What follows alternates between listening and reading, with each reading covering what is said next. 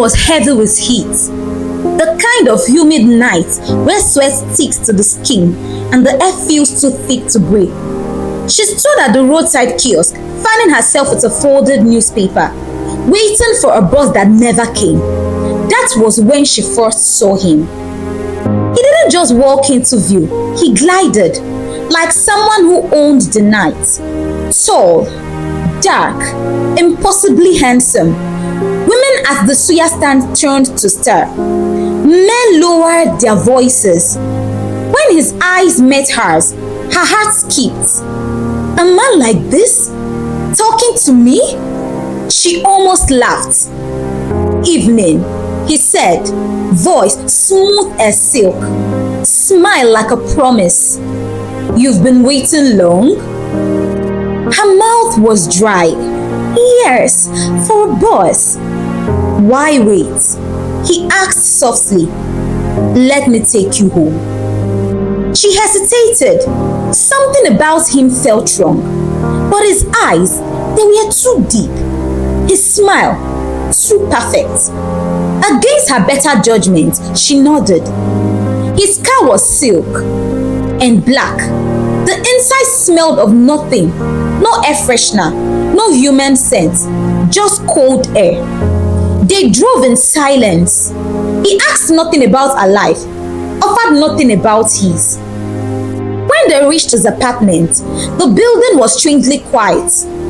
Inside, the air was cold as steel. No pictures, no clutter, everything spotless. She tried to smile to hide the shiver crawling up her spine. You live here alone? Yes, he replied, eyes unreadable. Then it came, a smell creeping into the room, sharp, heavy, metallic. She frowned. What's that smell? His gaze darkened. What smell? Her hands trembled as she looked around. There was no trash, no food, only silence. And yet, the smell of blood grew stronger. She tried to push the smell from her mind. Maybe it was a gutter outside, or maybe a dead rat somewhere. She didn't want to seem rude, so she forced a laugh, pretending not to notice. He was watching her closely, so closely, as if weighing her reaction. They sat together on the couch. His words were smooth, every compliment wrapping around her like silk. Against her better judgment, she relaxed. She told herself she was being paranoid. He was handsome, charming, wealthy looking, well spoiled the moment. Later, when they moved to the bedroom, the unease returned. The sheets were too neat, the room too cold, the silence too deep. As they lay together, they made love. He was very passionate and swift. Yes, she said to herself, this is the best lovemaking she had ever had. They both slept after the act. Later that night, she woke up to urinate, then reached out to touch his chest. That was when she froze. His skin was icy, not cool from the air conditioner. Icy, like stone pulled out of a river at night. She pulled her hand back slowly, pretending nothing was wrong. But curiosity burned inside her. Carefully, she leaned close and placed her palm near his nose. Her blood ran cold. No breath, no movement of hair. Her heart pounded. Is it dead? Am I lying with a corpse? She wanted to scream, to run, but her body was stiff with fear. He turned suddenly, eyes locking with hers. A faint smile curled his lips. You're safe, he whispered. The words should have comforted her. Instead, they chilled her deeper. She lay still the entire night, whispering silent prayers, counting the seconds until morning.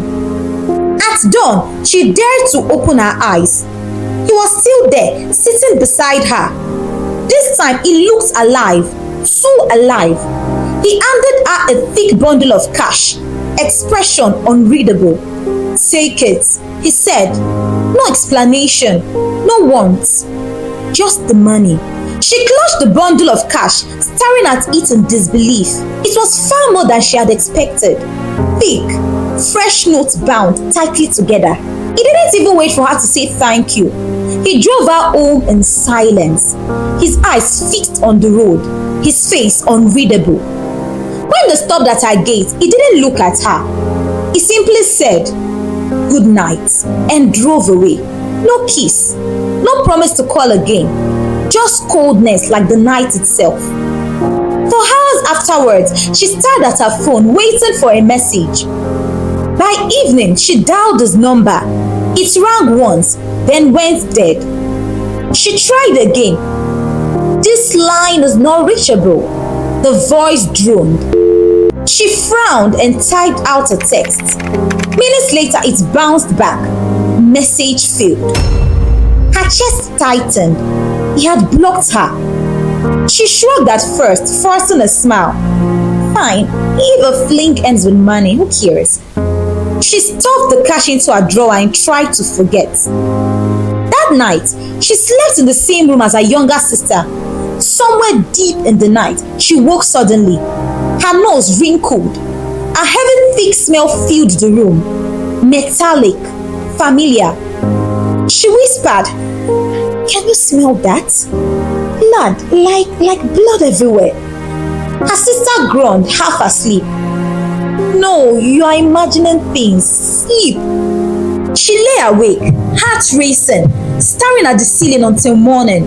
When the sun rose, she told herself it was nothing, just a dream, just her mind playing tricks.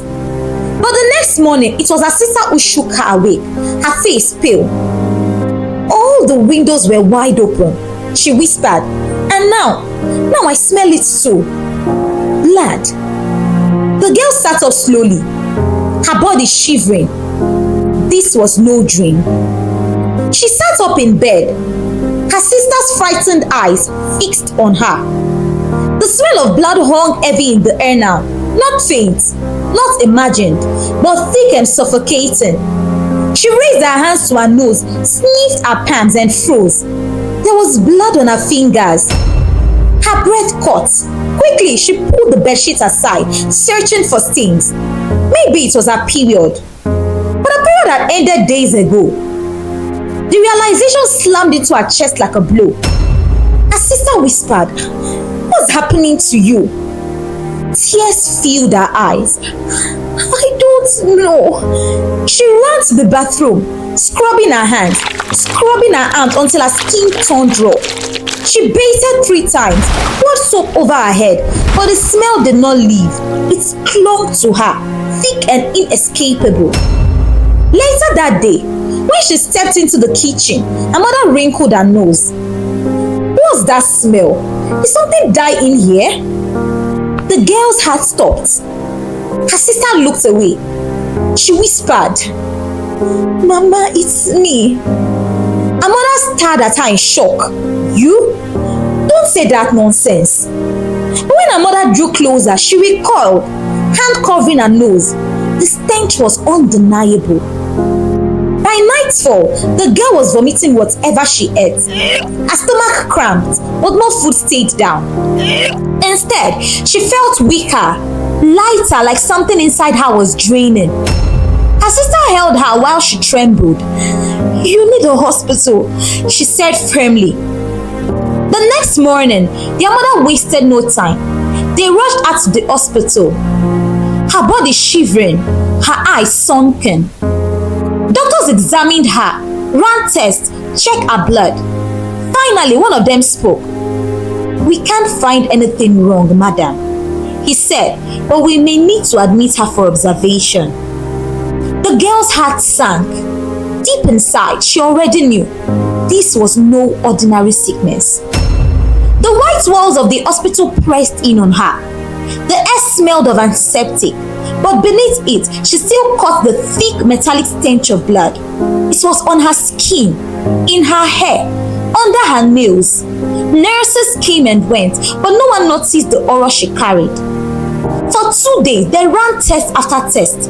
Blood samples, scans, drips. The doctors shook their heads in confusion. Her blood pressure was normal. Her organs looked fine, but still she vomited everything she ate. Still, her body thinned. Her lips lost color. Her eyes sank deeper. Her mother sat at her bedside, wringing her hands. "Doctor, what is happening? My daughter is fading before my eyes." "Madam," the doctor said carefully, "we can't explain this. We want to keep her here for observation." But the girl shook her head weakly. "Mama, it won't help." Her mother leaned close, fear in her eyes. What do you mean?" Tears spilled down her cheeks. For days she had kept the secret, but now the weight crushed her chest. Her voice trembled as she whispered, "Mama, I met a man." Her mother stiffened. "A man?" She nodded slowly. "About 4 months ago. He was handsome, so handsome. That night, I went to his house. Mama, his apartment was cold, empty, and there was a smell. Blood. He gave me money, but then, her mother gripped her arms tightly. "Tell me everything." She poured it out. The icy skin, the breathless body, the blood that now clung to her. Her mother's face drained of color with each word. When the girl finished, silence hung in the room. Finally, her mother whispered, her voice breaking, "My daughter, what have you brought upon yourself?" Her mother sat in silence for a long time after the confession, her eyes fixed on her daughter's weak body. Then, with sudden resolve, she stood up. "Take me to his house," she said firmly. The girl's voice shook. "Mama, I don't know if..." "Take me there!" Her mother snapped, her fear hidden under anger. That afternoon, they left the hospital together. The girl could barely walk, leaning against her mother as they entered the compound she remembered so well. The tall gate stood silent, the building towering above them. Her mother knocked hard on the metal gates. A neighbor passing by slowed, staring at them curiously. "Excuse me," the woman said. "We are looking for the man who lives here. Tall, dark, handsome. He lives alone." The neighbor frowned. "Oh, the man in this flat," her mother insisted. The neighbor's confusion deepened. She shook her head slowly. "Madam, nobody has lived in that flat for years. It has been empty, locked, no light, no tenants." The girl's leg gave way. She would have collapsed if her mother hadn't caught her. "But that's not possible," her mother whispered. "My daughter was here. She saw him." But as they peered through the rusted gates, they saw the truth. The house was coated with dust, windows broken, weeds climbing the walls, a place abandoned long ago. Her mother's breath came fast. She turned to the neighbor again. "Are you sure?" The woman crossed herself. "Madam, very sure. Nobody lives here." The girl trembled violently, her lips pale. She felt a presence, cold and mocking, hovering near. Her mother pulled her close, whispering in her ear, "If this house is empty, then what? Or who did you meet that night?" The next morning, her mother woke her early. "Get up," she said. "We are going to church. God will fight this battle." The girl was weak, but she obeyed. They went to the first church in town, a popular Pentecostal church. The pastor listened quietly as her mother explained, his brow furrowed. When he tried to pray over the girl, her body shook violently and she screamed as if burning. The congregation panicked. The pastor stopped midway, sweat on his forehead. "Madam," he said carefully, "this case, it is deep, very deep. You need higher deliverance. Maybe take her to the mountain." Her mother's heart sank. Still, she refused to give up. They moved moved to another church, then another, carrying her weak daughter like a wounded bird. In one church, the girl began to vomit dark water the moment prayer started. In another, her skin turned ice cold and her eyes rolled back as if she was no longer herself. Each pastor shook his head after trying. It is not ordinary. They all said, this is not human. Her mother cried openly, but she pressed on. She refused to stop. Even when her daughter begged for rest. We would find someone, she told her, holding her hand tightly. God will not leave us. But night after night, the girl grew thinner. Shadows lingered around her bed, and sometimes she whispered strange words in her sleep. Words her mother didn't understand. By the seventh church, her mother collapsed in frustration. Kneeling on the floor, she sobbed.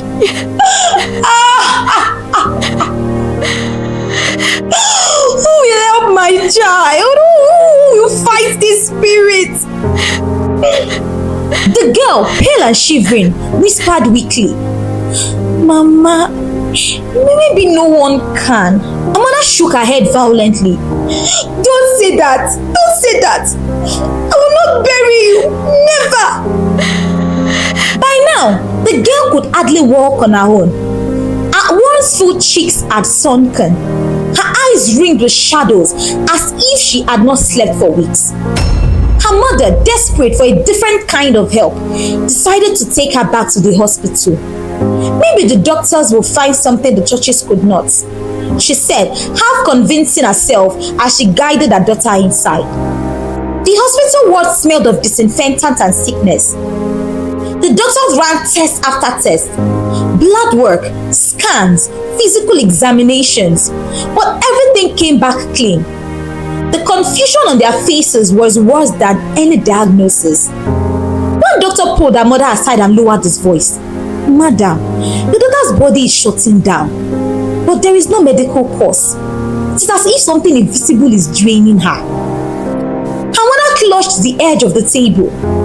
You mean you cannot help her? The doctor avoided her eyes. She's beyond us. We can only give drips, but it won't stop what is happening. That night, they admitted her into the ward. Nurses came and went, but the girl grew restless. She began to murmur in her sleep, calling the stranger's name, though she had sworn never to say it again. Her hands twitched, scratching at the sheets, and once she woke with blood smeared across her lips, though no wound came out or was found. Another patient began to complain.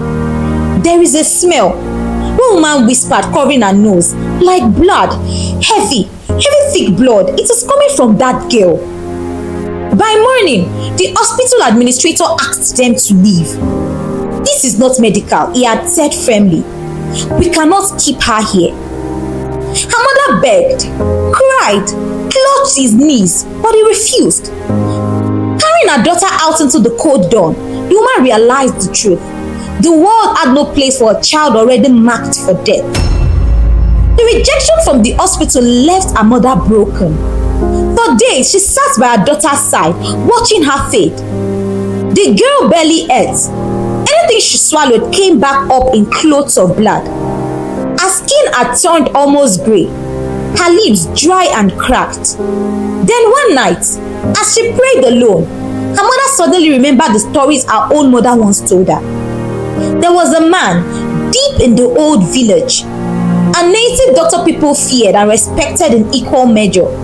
He was known for seeing things that others could not. Without hesitation, she prepared for the journey. We will go to him, she told her daughter, even if the road is dangerous. The journey was long. Bush paths twisted through thick forests. The girl was so weak that two young men from the village had to carry her on a makeshift stretcher. Along the way, the girl whispered, Mama, someone is walking behind us. Can't you hear the footsteps? Her mother glanced back. The path was empty. It is your sickness playing tricks, she murmured, though her own heart pounded. When they finally reached the old man's shrine, the air grew heavier as if it carried unseen weights.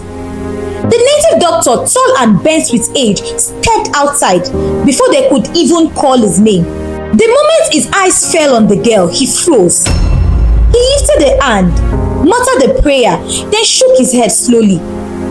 Why did you bring her here? The mother dropped to her knees.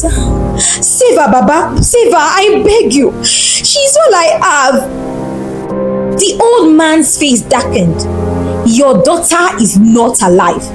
She's only walking because her time has not finished. The girl whimpered, clutching her chest. What do you mean? The old man's words hung heavy in the air. The mother's mouth trembled as she held her daughter tighter. Please, Baba, explain. What do you mean she is not alive? The native doctor's eyes shifted to the girl. His voice was low, steady, like a man speaking of death too often.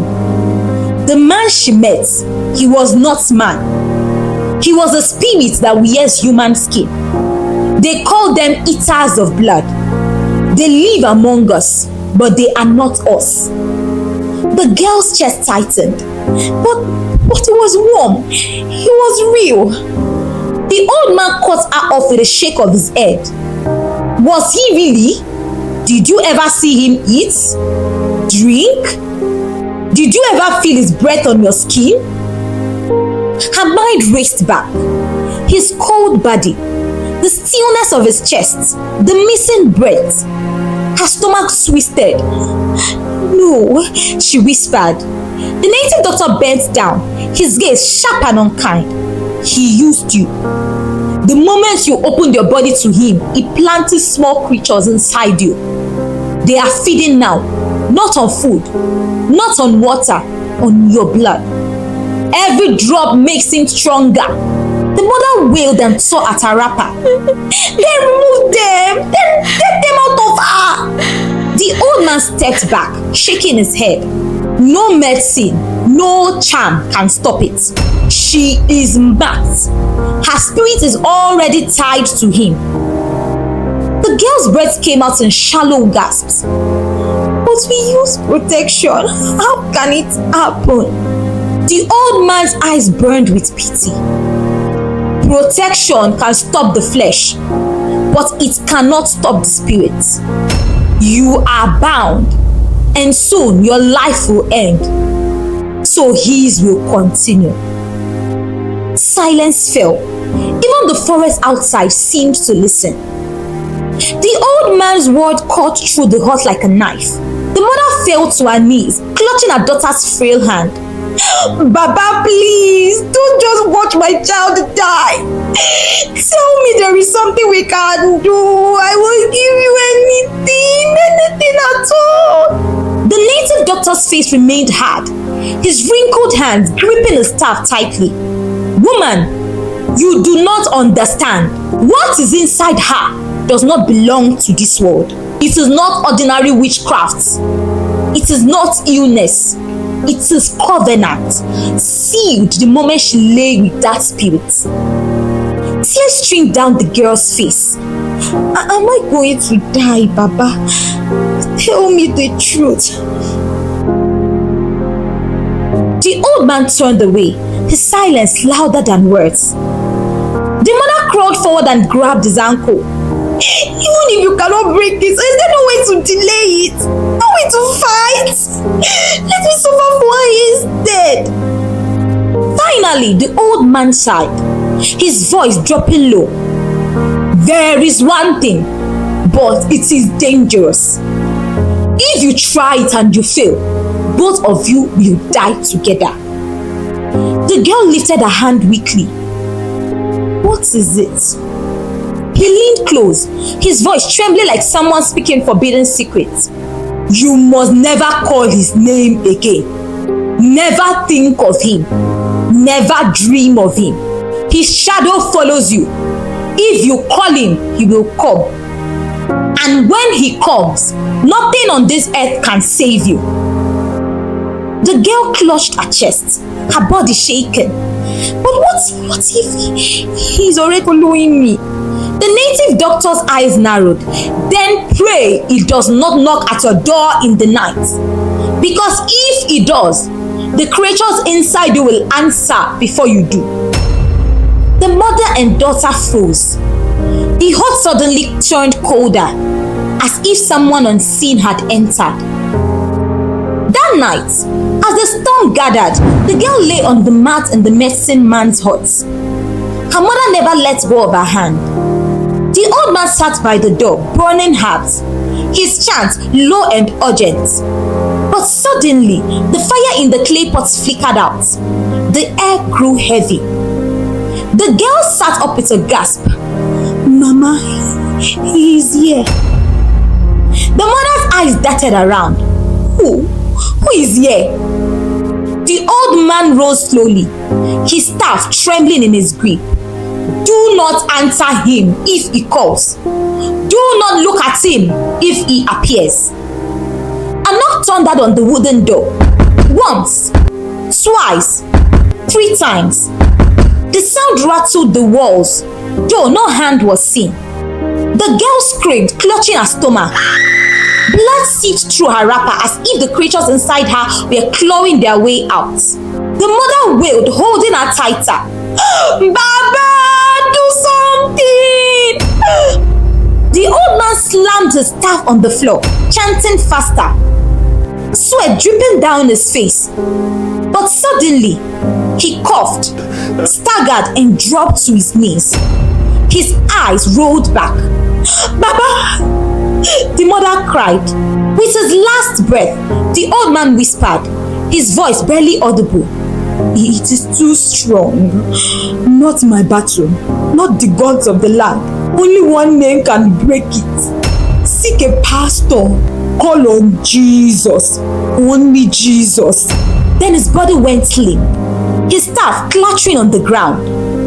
The mother and daughter were frozen in terror. The knock came again, louder, closer, as though the unseen visitor was now inside the hut. The girl buried her face in her mother's chest, trembling. Mama, I can hear him breathing. The mother shut her eyes, clutching her daughter tightly. Then we must find him. We must find Jesus. Outside, the wind wailed like 1,000 voices as the night swallowed them whole. What is your advice for them? Drop your thoughts and advice at the comment section. If you enjoyed the story, make sure to like, subscribe, and share the story. Thanks for watching.